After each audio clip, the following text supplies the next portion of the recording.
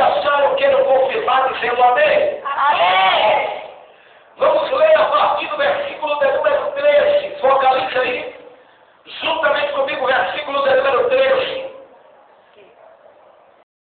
Versículo 13 a seguir diz assim: E chegando Jesus às partes de Cesareia de Filipe, interrogou aos seus discípulos, dizendo: Que dizem os homens ser o Filho do Homem?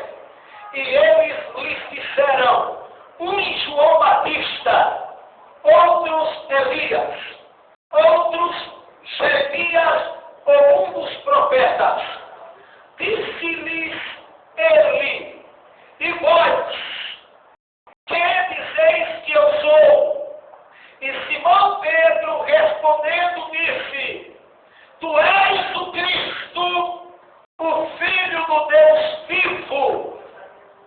Jesus respondendo disse-lhe: Bem-aventurado és tu, Simão Bar-Jonas, porque não foi a carne e o sangue que tu revelou, mas meu Pai que está nos céus. Diga comigo: não foi a carne, Não foi a carne. não foi a carne, Não foi a carne. nem tampouco o sangue Não tão pouco que sangue te revelou. que te revelou. Diga: mas o meu Pai Mas o meu Pai que está no céu. que está no céu.